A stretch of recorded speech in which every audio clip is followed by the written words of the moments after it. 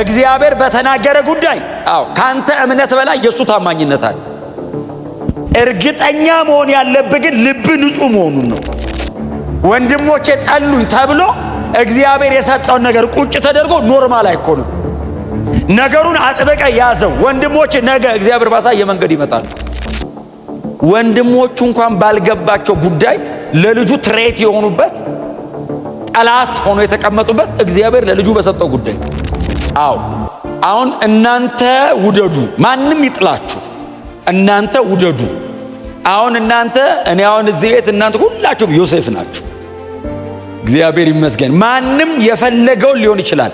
የእናንተ ኢንቴንሽንና ሞቲቭ ግን ንጹህ መሆን አለበት።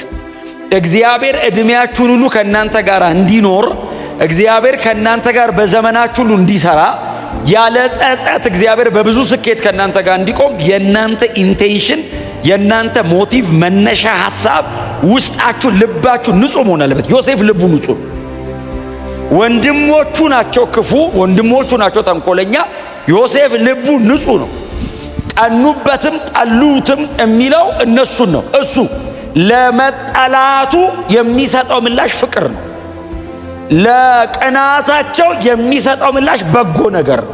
በፍጹም የሚያደርገው ፕሪቴንድ እያደረገ አይደለም፣ እያስመሰለ አይደለም። ጄኒውን ነው ዮሴፍ፣ ጄኒውን ነው። ክብር ለኢየሱስ ይሁን። እና በቀሚሷ ላይ እችን ቀሚስ የሰጠው አባቱ ያዕቆብ ነው። አባቱ ያዕቆብ ብቻ ሳይሆን እግዚአብሔርም ዮሴፍ ላይ አይኑን ጥሏል። ዮሴፍ አንድ በቤቱ መካከል ያለ ግለሰብ፣ አንድ የቤቱ ልጅ ብቻ አይደለም። የሚቀጥለውን የእስራኤልን 400 ዓመት የግብፅ ቆይታ ሪቫን ቆርጦ የሚያስጀምረው እሱ። ከዮሴፍ ጋር ነው አባቶች የሚገቡት። እግዚአብሔር ለአብርሃም የተናገረውን ትውልድ ለ4 ክፍለ ዘመን በሌላ አገር ይኖራል ያለውን ሪቫን ቆርጦ የአባቶቹን 400 ዓመት ቆርጦ የሚያስገባው እሱ። እግዚአብሔር አይኑን ጣለበት እና ልጁን እግዚአብሔር መጣና አንድ ሌሊት ሕልም አሳየ። ልጁ ደግሞ በጣም ንጹህ ስለሆነ ያየውን ያወራል። ክፉ ቢሆን አያወራም። ተንኮል ቢያስብ አያወራም። ቀስ ብዬ ነግሰባቸዋለሁ። ጄኒውን ነው። ስለዚህ መጣና እንደዚህ ያላቸው ሰብስቦ 11ዱን ከፊቱ አቁሞ ሕልም አየሁ አለ። እንዲሁም ጠልተውታል በቀሚሷ። ምን አየ? እስቲ በለዋ ንገር። ልጁስ አንተ አወራራቸው ያስታውቃል፣ ሊያጠምዱት እንደሚፈልጉ። ልጁስ በቅንነት 12 ነዶ አየሁ። እሺ 11ዱ የእናንተ ነዶ ስብስብ ብሎ መጥተው የእኔ ነዶ ለብቻው አቆመች ወጣ ብላ። ከዛስ ድፍት ቀና አሉ የእናንተ ነዶዎች እና ትሰግዱልኝ አየዋል። ጎናቸው ያለ ሰው እግዚአብሔር ያሳየን በልብ ያዝበሉት።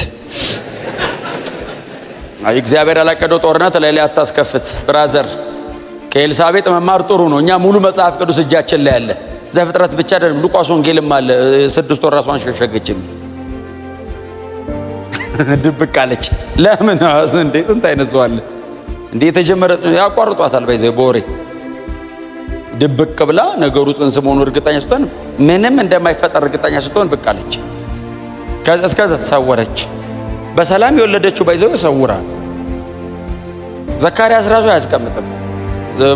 ገብርኤል እኮ ዘግቶት ሄዶ እንጂ አስበዋል። ጎረቤት ባሏ እንደዛ ካረገ ለዛ ነው ድብቅ። ዮሴፍስ ምስኪን የዘካርያስን ታሪክ አያውቅማ። ኤልሳቤጥ የተደበቀችው ዮሴፍ አውርቶ መከራ መጣበት የሚለውን አንብባ ሄዶ ስሰግዱልኝ አየው ሲል ጠሉት።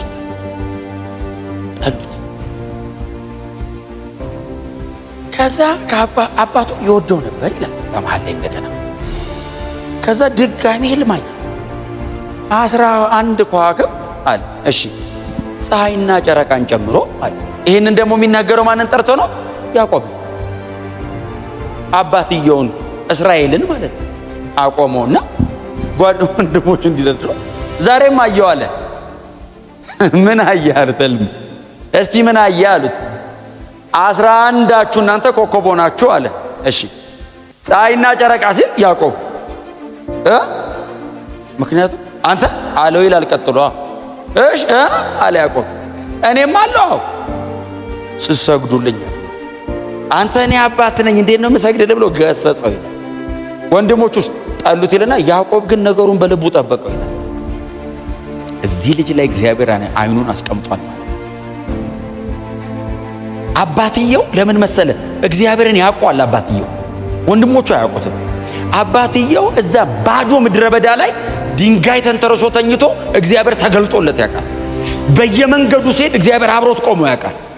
እና አባትየው እግዚአብሔርን ስለሚያውቀው ከነዚህ ከ12ቱ መካከል ይህንን ልጅ እግዚአብሔር መርጦት እያሳየው ያለው ነገር አንዳች የተለየ ነው ብሎ እስራኤልም ነገሩን በልቡ ሸሽጎ ይከታተለው ነበር። አረማመዱን ያያል። ልጁ መንፈሳዊ ነው። አካሄዱን ያያል። ጄኒውን ነው። ልቡ ንጹህ ነው። ቅን ነው። በጣም በቀላሉ የሚታለል የሚመስል ለእግዚአብሔር ሞኝ ብትባሉ ተሸወድክ ተሸውዳ አይደለም።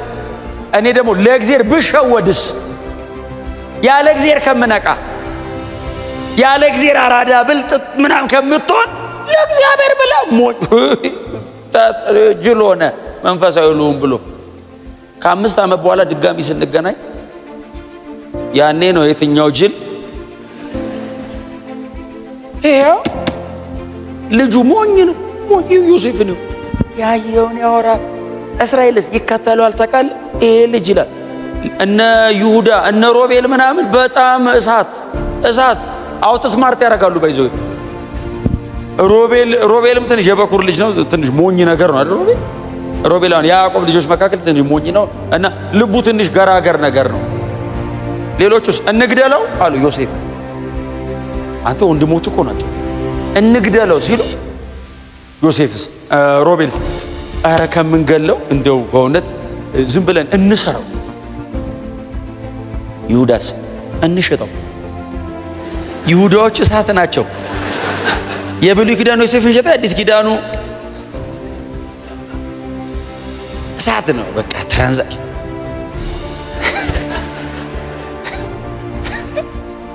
እንሽጠው። ምን ጉዶች ናቸው።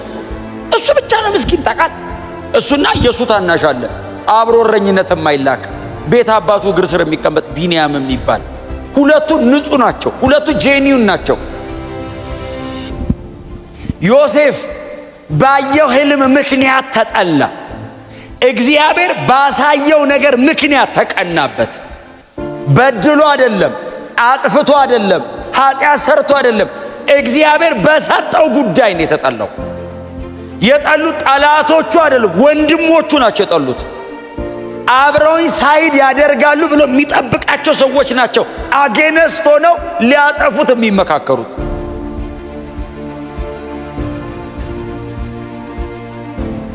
እግዚአብሔር ባሳያችሁ ጉዳይ እርግጠኛ ከሆናችሁ ይሄ ታሪክ ነው የሚደገመው። እናንተ ሌላ እርግጠኛ መሆን ያለባችሁ ጉዳይ እግዚአብሔር እንዳሳያችሁ ብቻ ሳይሆን ልባችሁ ንጹህ መሆኑ። እግዚአብሔር በተናገረ ጉዳይ ካንተ እምነት በላይ የሱ ታማኝነት አለ። እርግጠኛ መሆን ያለብህ ግን ልብ ንጹህ መሆኑን ነው። ጄኒውን መሆንህን ነው። እግዚአብሔርን መውደድህን ነው። ምንም ነገር ሁን መተ እግሩ ስር ለመውደቅ ልብ ለእግዚአብሔር ክፍት መሆኑን ብቻ እርግጠኛ ሁን። እንደ ወንድሞቹ ተንኮል ያሰበ ቀን ማንም አይደለም ራሱ በገዛ እጁ እግሩን ጎትቶ ይጥለዋል። በገዛ እጁ ነው የሚጥለው፣ ማንም አይጥለው። እሱ ጄኒውን ከሆነ ግን እግዚአብሔር ይዋጋለታል። በዮሴፍ ፕሮግራም ውስጥ በሌላ አይነት ዲዛይን እግዚአብሔር ያለው ቦታ ያስገባዋል። ዮሴፍ ዲዛይን ውስጥ የለም። ባይዘው ከዚህ በኋላ ያለው ህይወት ዮሴፍ ዲዛይን ውስጥ የለም። እኔ ብዙ ጊዜ ስላስተማርኩት ዛሬውን ደግሜ ብዙም አልናገር። ዮሴፍ ዲዛይን ውስጥ የለም። ቀጥሎ ያለው እግዚአብሔር ባሳየው ነገር ነው እየመጣበት ያለው ይሄ ሁሉ መከራ። እንግደለው አያ እንግደለው፣ እንሰራው አያ እንሰራው፣ እንሽጠው፣ ይሄ ሁሉ የሚታቀድበት እግዚአብሔር ላይ ፕሮግራም አድርጎበት ወንድሞቹ እንኳን ባልገባቸው ጉዳይ ለልጁ ትሬት የሆኑበት ጠላት ሆኖ የተቀመጡበት እግዚአብሔር ለልጁ በሰጠው ጉዳይ በጣም ኮንሸስ በጣም ንቁ። በእውነት ነው የምነግራችሁ፣ በጣም ንቁ። መንፈሳዊ ዓለም ላይ ኮንሸሱ ነው። መሬት ላይ ከሚመጣባችሁ ነገር ጋር እየተጋጫችሁ እድሜያችሁ እንዳያልቅ እግዚአብሔር በእናንተ ላይ ዲዛይን ያደረገውን ነገር አድርጋችሁ ሙቱ። ወንድሞቼ ጠሉኝ ተብሎ እግዚአብሔር የሰጠውን ነገር ቁጭ ተደርጎ ኖርማል አይኮንም። ነገሩን አጥበቀ ያዘው። ወንድሞቼ ነገ እግዚአብሔር ባሳየ መንገድ ይመጣሉ፣ መጥተው ይሰግዳሉ ብለሃል። አዎ አንተ ባልጠረጠርከው መንገድ መጥተው ይሰግዳሉ። ዮሴፍ የመሰለው ምንድን ነው? እሱ አባቱ ቤት ገብቶ ወንበር ላይ ቁጭ ብሎ ወንድሞቹ እየመጡ እግሩን የሚያጥቡ ነው የመሰለው። ግብፅ ሄጄ እነግሳለሁ ብሎ መቼ አሰበ? እግዚአብሔር ዲዛይን ላይ ግን ያለው አየህ፣ ከያዕቆብ ቤት ያልፋል። እግዚአብሔር ዲዛይን ላይ ያለው ከ11 ወንድሞቹ ያልፋል። እግዚአብሔር ዲዛይን ላይ ያለው ኔሽንስን። ምክንያቱም መጽሐፍ ሲናገር የምድር ነገስታት ከዮሴፍ መጥተው ገዙ ይላል። ወንድሞቹ እንዳይመስል ነገስታት ገዙት ይላል። የዓለም ነገስታት እግዚአብሔር ዲዛይን ባረገው መንገድ ይመጣሉ። እርግጠኛ መሆን ያለብህ እግዚአብሔር የተናገረህን ነገርና ልብ ንጹህ መሆን። የተናገረ ይፈጸማል። ሲናገረ አንተም ብሎ አይናገርም፣ ራሱን አይቶ ነው የሚናገረው። አቋቋመ፣ አረማመድ፣ አሯሯጥ፣ አጸላይ ብሎ አይደለም የሚናገር። ከተናገረ በኋላ ነው ጸሎት የምታገኘው። ከተናገረ በኋላ ነው ትጋት የሚመጣል። እንደዚህ አቅደሃል በኔ የምትለው እንጂ እግዚአብሔር አቋቋምህን ስትራክቸርህን አይቶ አይናገርም። እግዚአብሔር ይናገራል፣ ትስተካከላል። ልብ ይሄ ፒውር መሆን። እስቲ አሜን። እውነቴን ነው የምነግራችሁ። ቅናት የሚባል ነገር እዚህ ውስጥ መኖር የለበትም። ገብቷችኋል እያልኩ ያሉትን ቅናት፣ ይሄ መንፈሳዊ ቅናት ናና አይደለም። በወንድሞች ላይ ያለቀ አጠገብ ባለ ሰው ላይ ያለቀ ገዳይ ነው። ሱሳይድ እንደማረግ ቁጠረው። ቅናት ካለ ላይ ራስን እንደማጥፋት ቁጠረው። ጄኒውን ኮንክስ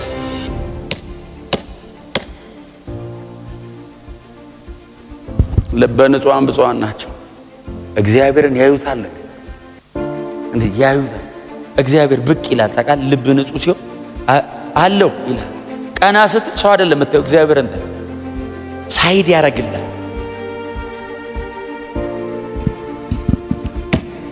አለበለዚያ ዮሴፍ ስማርት ቢሆን ወንድሞቹ ይሁዳን አይችለውም። ባይዘው ከወንድሞቹ ማለት ይሁዳን አትችለው፣ ሮቤልን አትችለው፣ ሌሎቹን አትችላቸው።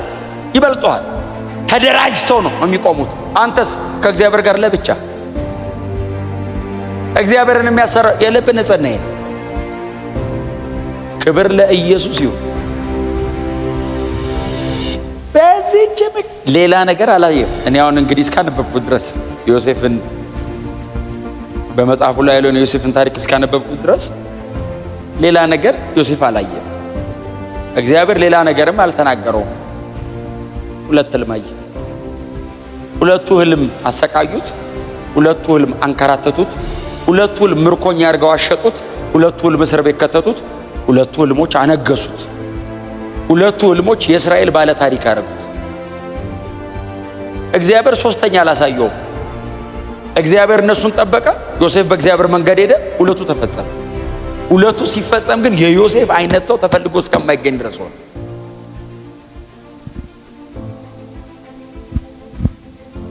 የተሸጠበትን መንገድ አሰባችሁት? ምን አይነት ዲስአፖይንትመንት! ተሸጠ። ትነግሳለህ ብለኸኝ ነው የምሸጠው?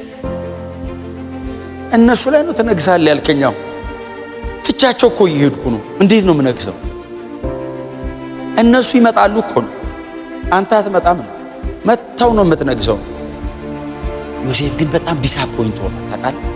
ተሽጦ ከዛስ ጳጢፋራ የሚባለው ሰው እየገዝቶት ከእስማኤላውያን የቤቱ አለቃ ባይዞ በኋላ ነው የሆነው። መጀመሪያ ዘበኛ ሊትራሊ ቃሉ ጥበቃ ሆነ። በር ላይ ነው የሚቆመው።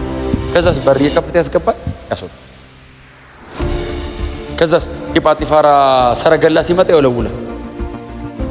ጳጢፋራ እንትን ሲል ተቀብሎ እየሮጠ ያደርሳል፣ ይመለሳል። መጽሐፍ ሲናገር ጳጢፋራ ዮሴፍን አየውና እግዚአብሔር ከዮሴፍ ጋር እንደሆነ አየ።